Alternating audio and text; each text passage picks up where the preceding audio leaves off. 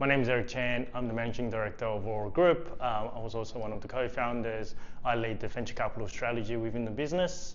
Aura Group is a $1.4 billion alternative asset management platform, investing across venture capital, private equity, and alternative credit. So we started the business back in 2010, 17 years ago.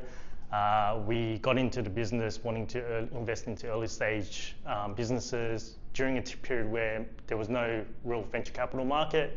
As a result, we started off the business as a corporate advisory business, which has really set up the backbone of how we advise and help add value to our portfolio companies. Since then, we launched our funds business in 2013, spreading across multiple asset classes. Our philosophy as a business has always been we wanted to democratize alternative investments. We build client base through trust and relationships. So off the back of that, we often will take no minimum investments when we first started the business in order to bring an investor into the business, and with the idea of the more we perform and the more we build trust with that investor, they'll invest with us more and more over time. So where we are today is we've seen that network effect actually come through from efforts that we've undertook 17 years ago to scale the business to where it is today. A lot of that growth has come through probably in the last 7 to 8 years as we've kind of diversified into other asset classes.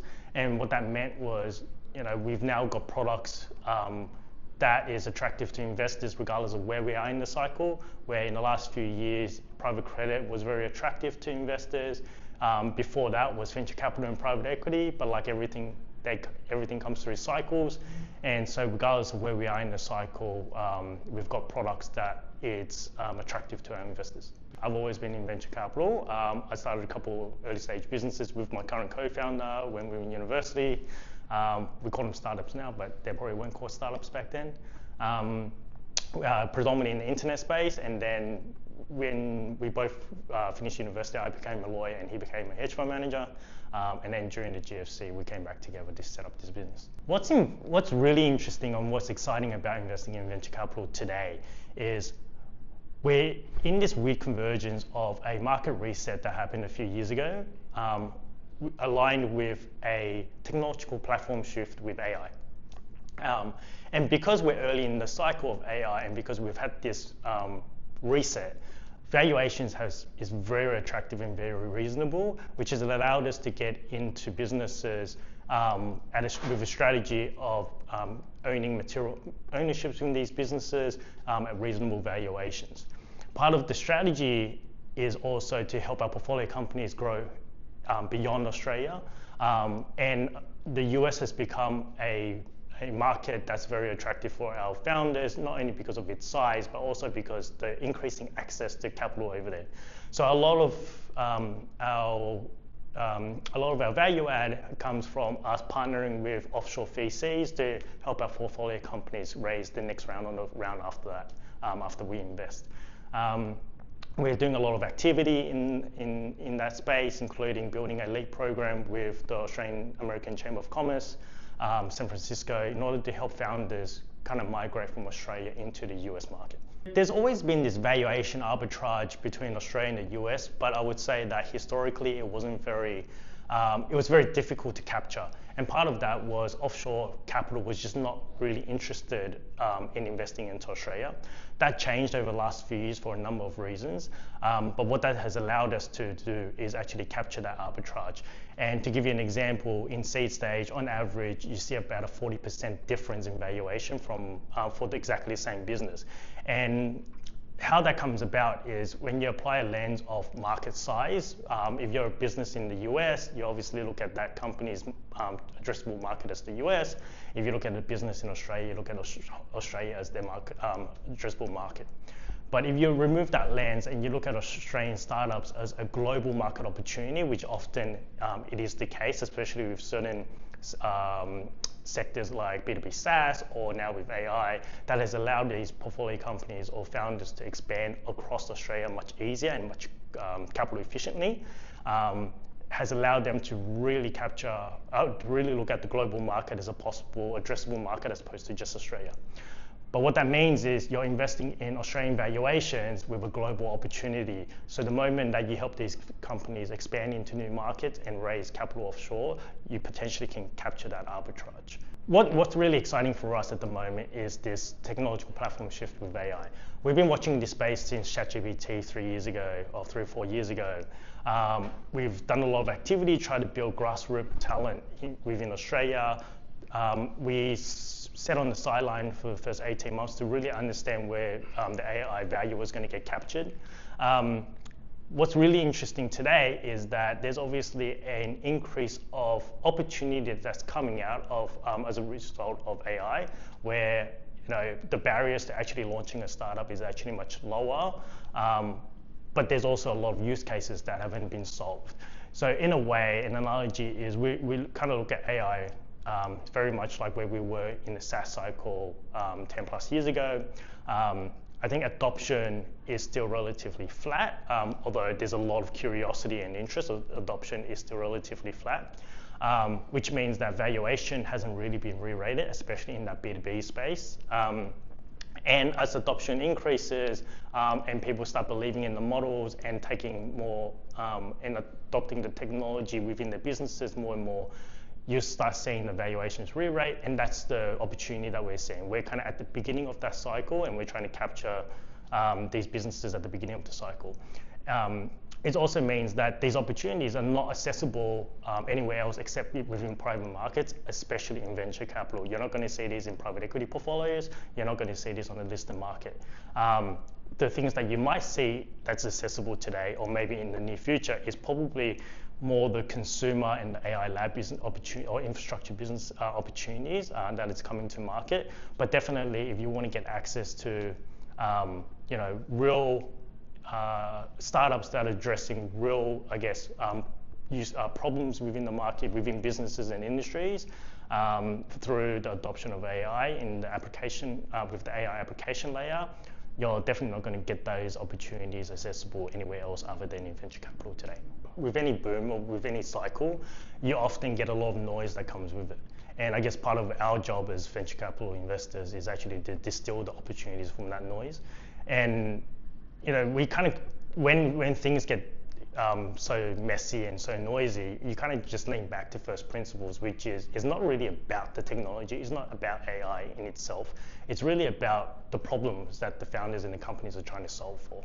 Because it is the problem and the solving of how you're going to solve that problem that's going to create real value to the customer rather than AI in itself. Which is why when artificial intelligence that came out 3 or 4 years ago, for most part of the first 18 months from that point was just a lot of, AI wrappers wrapped around LLM models, but this didn't really solve real problems. And it wasn't only around the last couple of years that we're starting to see real use cases being addressed. And the idea is, what is the problem that they're solving? Does the founders have real deep, unique insights into that problem? Do they have strong domain expertise? And are they solving the problem in a way where it could never have been solved before, but for until AI came along, or solving in a way that's 10 times better than what it was historically? One of the benefits that we've had has definitely been the fact that we've had the benefit of time, meaning that we've had the opportunity to kind of continuously to feed into our learning loop in order to actually understand where we've made mistakes and why we've won. If I look at the first investment that we ever did, actually it was one of the best performing investments that we've made was into a business called Catapult Sports. That business in particularly was a technology that was ahead of its time. It was essentially a GPS device that sat on an elite athlete that allowed coaches to reduce injury and improve efficiency of players by drawing insights out of data.